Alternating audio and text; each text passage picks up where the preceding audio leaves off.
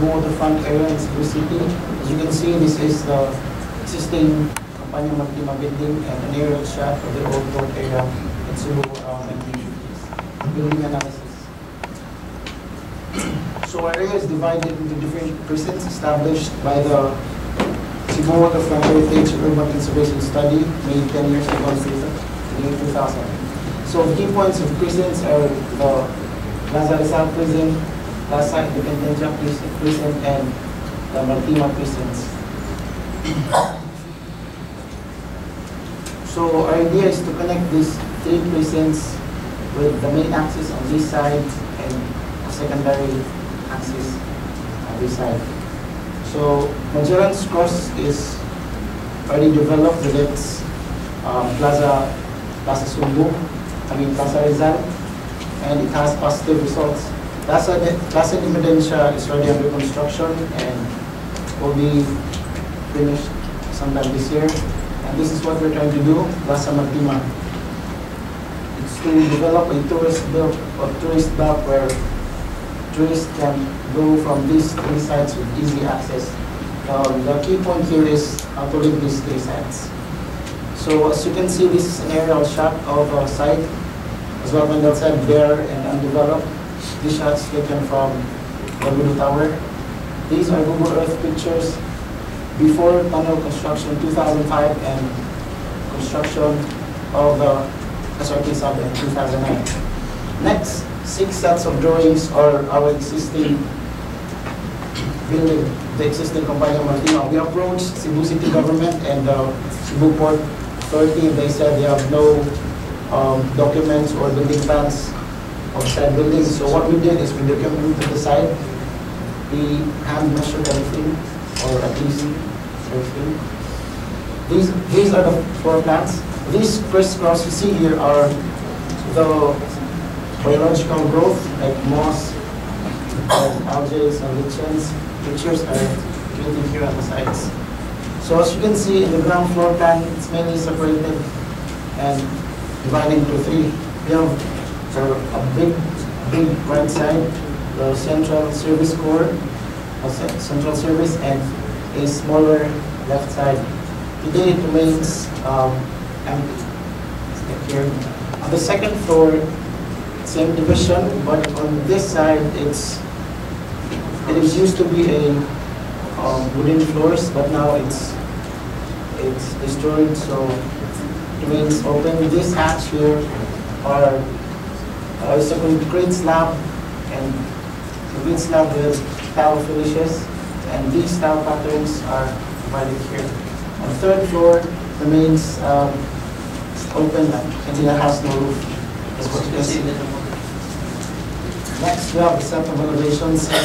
Campanya Maritima building has 5 sides. We provided 5 elevations, and here's the key plan. Elevation 1, 2, 3, 4, 5. So as you can see, the exterior has a lot of damages, like vandalism, cracks, and stains, and this one.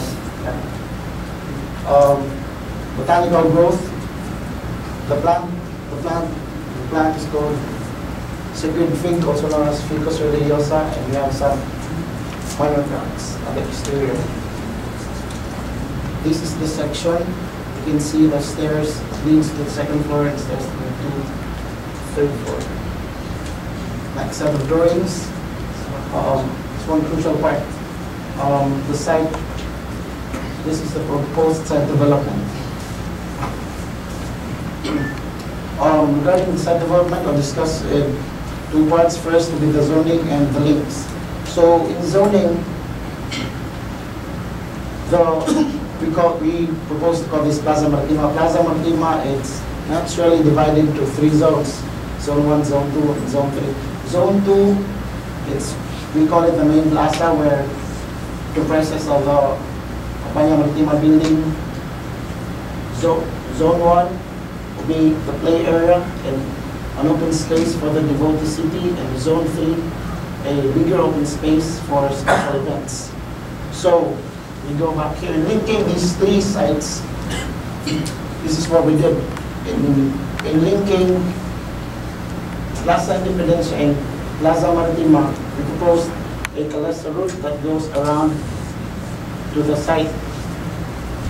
And in linking the Plaza Sugbo to Plaza Marintima, which goes to this urbanization.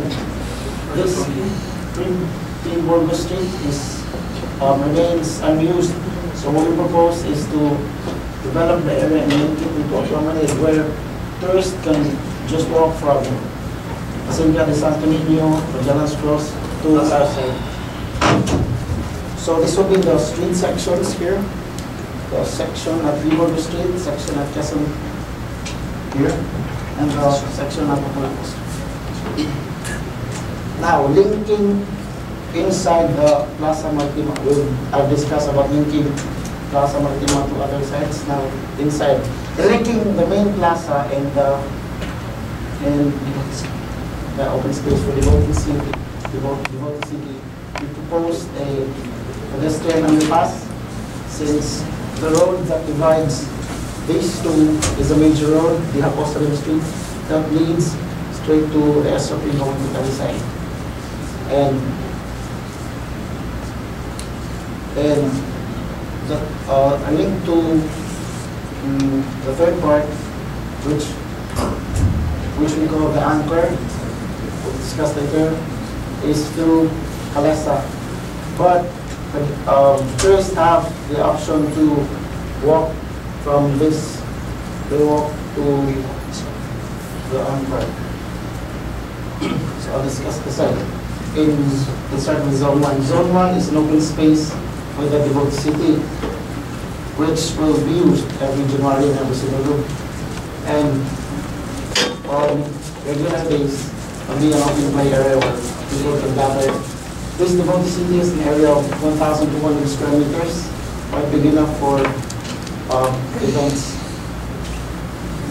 Now the main plaza, Zone 2, we have the Compania Marintima building at the post site.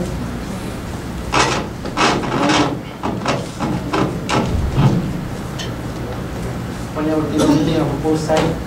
And these are the parkings that will serve the building. Service parking over here. And we have a green parking that will serve both these areas. And we have an open lawn. So we have a balance of hardscape, softscape. The lawn will be all thermal grass, while this will be pavers. So in the main plaza, we have some points of interest, like we proposed a monument here, and a fountain, and on this side there will be public art displays, which depends on the occasion. So basically, that's for the main plaza, and this is what we call the anchor for bigger events that won't be fit in this space. It has an area of 2,400 square meters. The anchor has a podium and an amphitheater where people can gather. They'll be paid just like Devotee City. So we go to the immediate surroundings of the building.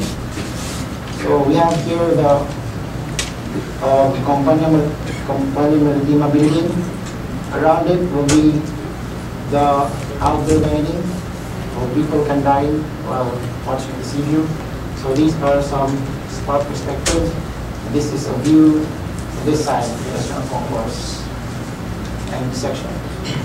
So we have 3 entry points to the building. We have on this side, and this side, and on this side, which we'll discuss on the next 6 sets of drawings, the proposed Compania Marintima.